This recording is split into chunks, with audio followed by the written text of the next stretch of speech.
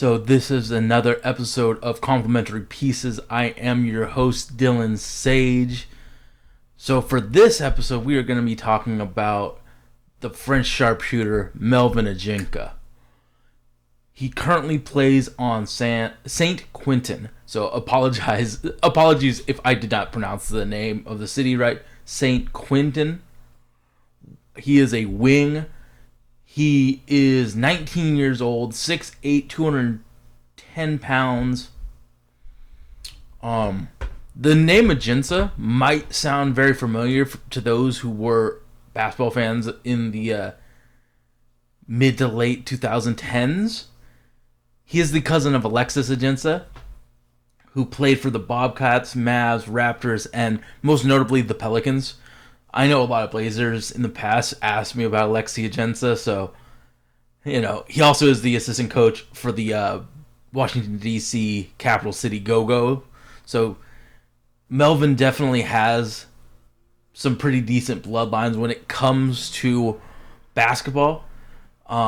Before the college season started, I was watching a lot of his tape. He's on the French U19 under 19 class, and it honestly, a lot of the foreign-born players, it was like these guys are so good that they could be the headliners for this draft and not make it not as low ceilinged as it is right now.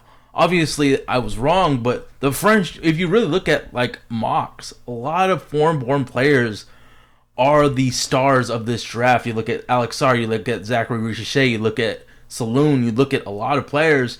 A lot of them aren't born in America. So, Ajinça was kind of just one of those guys that was performing before the NCAA season happened.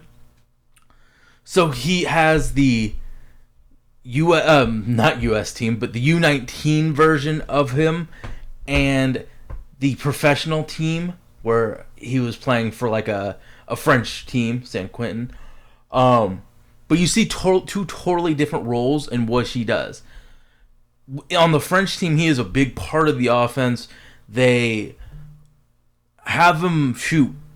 He's one of the best shooters in the draft. So they obviously have him be a shooter, but they also have him be more of a usage guy. He has the freedom to attack off the bounce, to shoot middies and and to shoot layups. He's putting up 19 points per game on really nice efficiency. So you're seeing what a scaled up version of Melvin Ajinça looks like. And then you're looking at his team in San Quentin, where he's more of a corner sitter, or depending on the opposing team. A lot of teams run 2-3 against him, where there's two people on the top of the defense and three on the bottom. So he's used as a zone breaker on his professional team, but he doesn't really have the freedom or the empowerment of let's show off the other skill sets that you may have with the off the bounce attack, or doing whatever it is, getting to the hoop, scoring. He's really just running off screens or just in the corner, the hash sitting. So you get to see two different potential roles of what he can be. The scaled up and then the scaled down. And when you really look at what he is going to be in the NBA, I think in the league he will be used more as the corner sitter. But also if he gets drafted, he could be running off screens like a Jordan Hawkins. But with what he's shown, there is the ability of him being able to score in more ways than just off the catch or off movement. But I don't think that a professional team is going to empower him to do everything that he can do immediately. It might happen in the future, but for his first contract, I think he is just corner sitting, hash sitting, breaking zones if a team like the Heat or the Blazers play him. He's just going to be there to break the zone. Regardless of role, though, I think having two different, settings to see what he can and cannot do in a professional, at least professional setting, or representing his country. So two pretty high leverage spots. You get to see tape of what he can do. And I think the number one thing you look at when you look at Melvin Ajinça is his sharpshooting. He's 6'8" with a really fast high release, and it arcs really high. So the defender has to be really special if he blocks his 3-point shot because of how fast it is. Not many people are going to have that everything defensively to make sure his shot gets blocked. They might be able to contest, but you can contest almost any 3-point shooter. He has a very difficult shot to really just absolutely stop. And because he's doing this in a pro setting, France is a very high conference of play, and then as a U19, I think that his shot is really translatable. You see it. He's a professional right now, and he's taking and making shots and doing it in the catch and shoot and off of screens. Really translatable. And I've seen him take off balance shots. Not everything has to be perfect for him to score. So I think if he can score while being off balance a little bit, the movement abilities that he has are also pretty translatable. So I'm really impressed with with how he shoots and where he shoots, and the court mapping that he has. So a lot of players like to, kind of bunch up, especially in transition. They don't run their lanes. They kind of just collapse to the hoop. I really haven't seen Melvin just completely kill spacing like I've seen some of the other shooters in this draft class do. So I really am impressed with how he understands the concept of proper spacing. Having someone that doesn't ruin what the offense is trying to do by getting too close or trying to do something they're not capable of is really impressive. He has some dribble combinations that generate a lot of space for him, but I wouldn't say that he's necessarily a good on-ball creator. I would actually say when defensive pressure happens, he becomes a little bit sloppy with the ball when driving, and it can result in some turnovers. Also, when there's pressure on him when he has the ball, he settles for some pretty difficult shots around the basket and has some tunnel vision. So I wouldn't suggest that a team puts him in any playmaking role. I think that he can do that if it's a standstill. He makes the easy pass decision or cuts, and then help happens and he kicks it to the right person. But I'm not saying he's dribbling 10 times trying to get a shot for himself or others. I don't think that is going to be what you put Melvin Ajinça in the game to do. You're trying to have him be an off-ball guy, spacing the court. One thing that I noticed about him in the French concept is the coach puts him in positions to set screens for his opponent, and he sets really aggressive screens, and they happen when he is the back screener in a Spanish pick and roll. And the Spain pick and roll happens when a screen is set for the ball handler, just like a normal pick and roll, and then the third player sets a screen on the player defending the man rotating to the rim. So in essence, it's a 3-on-2 advantage when you run a Spain pick and roll. He's really good at setting that back screen, allowing the roll to the rim. So you can put him in some rotations where you don't think of him as like a power forward because he is kind of skinny, but he's shown that he can use that 6'8" frame to his advantage and make mismatch happen. So I'm really impressed with what he does as an offensive player. So defensively, he's not really a stocks guy, which is blocks plus steals. He's not a Ryan Rupert, who's also on that French team. You can watch him in U19 games like in previous years.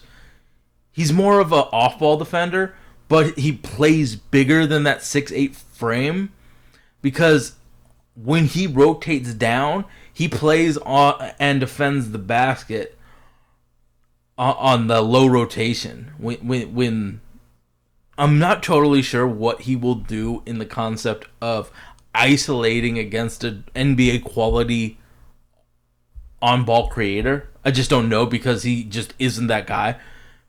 But It's the NFL draft. I'm going to use a reference. He's much more of a free safety than he is a lockdown corner. He's going to be able to play in a team concept and thrive. I don't know if I would personally feel good about putting him in as your defensive guy. But what he does provide defensively is switchability and screen navigation. He doesn't get those blocks because he's just not a Sox guy, but he uses his athleticism to get really good tests on player driving towards the basket when he's in low responsibility defensively. I think that he'll be a little bit of a positive defender when it all comes down to it.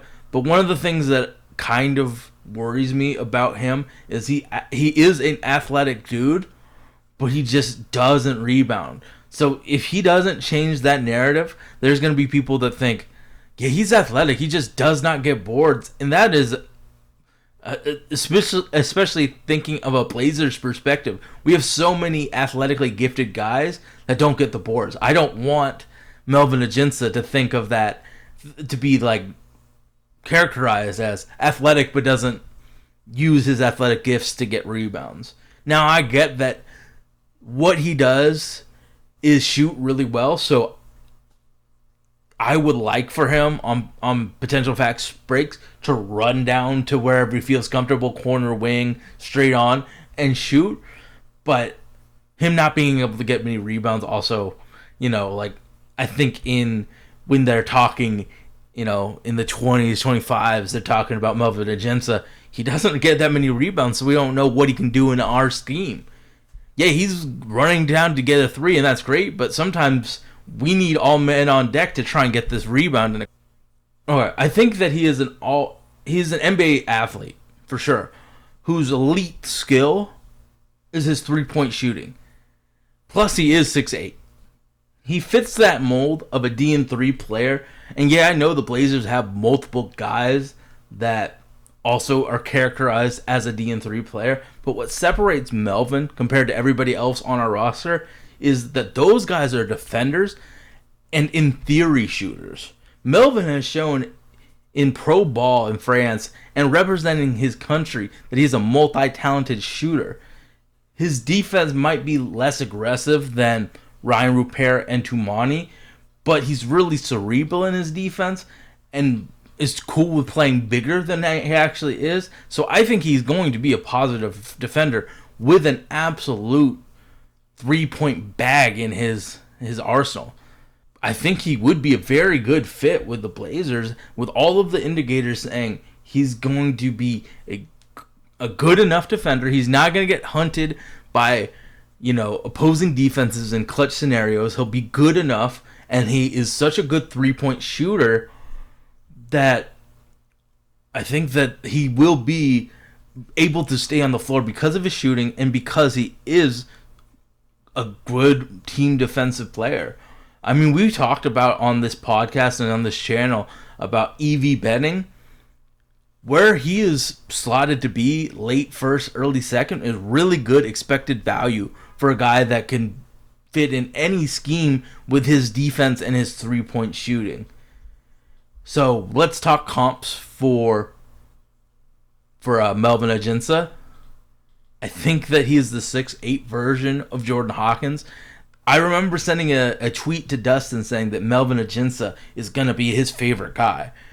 And because he's busy being a father to a 1-year-old, he's not able to be as, on it when it comes to scouting. But I think that if he was able to look at him, he would fall in love with what Melvin Ajinça can do in a pro setting with his potential movement skills, his off-the-dribble skills, and his catch-and-shoot skills. So I think of him as a much taller Jordan Hawkins. Malik Beasley would be one. Tim Hardaway Jr. is another guy that I think would be very, very a good comp for him. And I think as a ceiling, you're looking at a 2023 version of Richard Hamilton, just because you're looking at a taller dude who has the ability to move and take shots. So I think that Melvin Ajinça, I see him in the high 30s as a draft guy. And I mean, I can look at Tankathon right now, but let's see where they have the Blazers in a mock draft with those late first or early seconds. So they have him at 34, picking Dylan Jones, who I also talked about, and also Iguodaro in this mock. Melvin Ajinça would have been taken 37, where Blazers have 34 and 40. So he definitely is in the right spot for a Blazers draft pick. But I honestly think that he's a first round guy. He doesn't have the major flaws in his game. Like Dylan Jones is kind of the same size, but he's kind of, point forward that isn't as athletic as he should be. Or, that Ryan Dunn's 31, who might be the best defender in the class, but has no offensive game. Melvin Ajinça has a really good combination of both, and he could help whatever team drafts him. It's going to be a feather in whoever the GM is that picks Melvin Ajinça. So I'm all about, taking a chance on a guy that can be a really nice rotational piece. He'll never be a star, but he's going to be a guy that can stretch the floor for you, be 6'8", be athletic, shoot really, really well. So I'm all about giving Melvin Ajinça a chance on this team. I think he's a really good fit for us. So thank you so much for listening. This podcast or channel is sponsored by OddsShopper. Get yourself the best tools to make positive EV bets in whatever sports book you use. So thank you to OddsShopper. I definitely appreciate you making this happen for me. So thank you for listening. We will be back. I think we're going to do Zachary Richichet, and then there's plenty of other guys that I can talk about here on Complementary Pieces. So thank you. We'll be back soon. Peace.